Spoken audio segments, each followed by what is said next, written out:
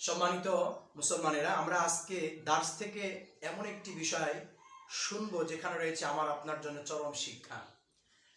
মানুষ হিসেবে আমি আর আপনার কাছে আল্লাহ তাআলা যে দয়া বা রহমত দিয়েছেন এটা খুবই সীমিত, অথচ রব্বুল আলামিনের কাছে তার দয়া, তার রহমত, তার করুণা এতটাই বিশাল, সীমাহীন রয়েছে, যার কোনো শেষ কোনোদিন হয়নি আর কখনো হবে না।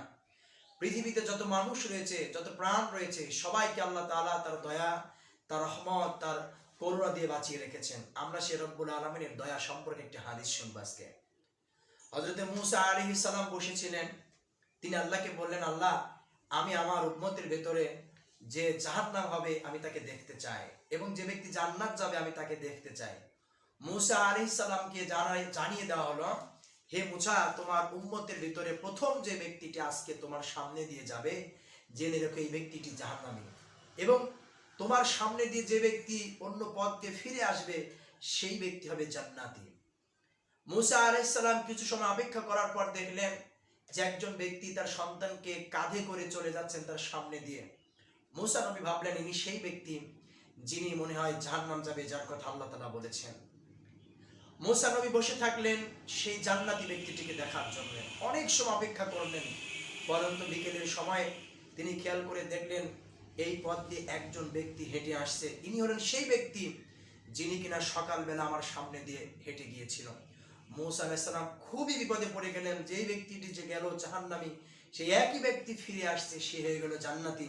আল্লাহকে জিজ্ঞেস করলেন, মালিক, যে ব্যক্তি সকালে গিয়ে জাহান্নামী হলো সেই ব্যক্তিটি আবার সামনে দিয়ে ফিরে আসছে, আমি কিভাবে বুঝবো এই যে ব্যক্তি জান্নাতি আর এই ব্যক্তি জাহান্নামী? কিভাবে সম্ভব? আল্লাহ তাআলা জানিয়ে দিলেন, মূসা, যে ব্যক্তিটিকে তুমি জাহান্নামী দেখেছো সে সকাল পর্যন্ত জাহান্নামী ছিল, অথচ সে ফিরে আসার সময় কিভাবে জান্নাতি হয়েছে তুমি তাহলে শোনো। আল্লাহ তাআলা জানালেন, এই ব্যক্তিটি যখন সন্তানকে নিয়ে বনের ভিতর ঢুকলেন, তখন তার সন্তান তাকে জিজ্ঞেস করলো, আব্বা জান, এই বিশাল জঙ্গল, এই বন আমরা দেখতে পারছি, এইটার চেয়েও কি আরো বড় কিছু পৃথিবীতে আছে? তখন তার পিতা বলল, হে আমার সন্তান, ইয়া বুনাইয়া, এই বন জঙ্গলের চেয়ে অনেক বড় কিছু রয়েছে, সেটা হলো নদী। সন্তান প্রশ্নবিদ্ধ করলো পিতাকে আবার, হে আমার পিতা, এই নদীর চাইতেও কি অনেক বড় কিছু আছে? তখন সন্তানকে তার পিতা বলছেন, হ্যাঁ আছে, এই নদীর চাইতেও এই বিশাল পৃথিবী অনেক বড়। সন্তান আবার জানতে চাইল, আয় আমার আব্বা জান, এই পৃথিবীর চেয়েও কি অনেক বড় কিছু আছে? তখন সেই পিতা বলছে, হ্যাঁ আমার সন্তান, এই পৃথিবীর চেয়েও বড় হলো আসমান জগৎ। তখন সন্তানটি আবার জিজ্ঞেস করলো, হে আমার পিতা, এই আসমানের চেয়েও কি আর বড় কিছু নাই? তখন পিতা সন্তানকে বলছে, হে আমার সন্তান, এই আসমানের চেয়েও বড় হলো চন্দ্র সূর্য। এই কথা বলার পর পিতা সন্তানের কথায় বিরক্ত বোধ করছিল, কিন্তু ছোট মানুষ হওয়ার কারণে বারবার প্রশ্ন করে বাপকে উত্তেজিত করা, এক্সাইটেড করা সন্তানের একটা নেশা, তার একটা নেচার, একটা অবস্থান, এটা প্রত্যেকটি শিশুর ভিতর রয়েছে। আল্লাহ রব্বুল আলামিনের ওই বান্দার ওই পিতা আবার সন্তানের কাছে প্রশ্নবিদ্ধ হলো, হে আমার পিতা, তাহলে কি চন্দ্র সূর্যের চেয়ে বড় কিছু আছে? এই আসমান জমিনের চেয়ে কি বড় কিছু আছে? তখন পিতা সন্তানের দিকে তাকিয়ে ফ্যাল ফ্যাল করে তাকিয়ে আছেন, চোখের দুফোঁটা পানি ছেড়ে দিয়ে বলছে, হে আমার সন্তান, এই আসমান জমিনের চাইতেও সবচেয়ে বড় হলো আমার পাপ।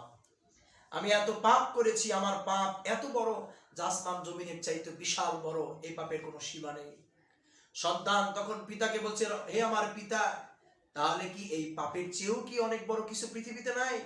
তখন সেই লোকটি চিৎকার দিয়ে হু হু করে কেঁদে উঠেছে, সন্তানকে চেপে ধরে বলছে, হে আমার সন্তান শোনো, এই আসমান জমিনে যত কিছু রয়েছে এর চাইতে আমার পাপ অনেক বড় হতে পারে, আমার এই পাপের চাইতেও বিশাল, আমার এই পাপের চাইতে আরো যদি অনেক কিছু বড় থাকে, সেটা হলো আমার তোমার সৃষ্টিকর্তা পরম দয়ালু রব্বুল আলামিনের রহমত এবং তার দয়া।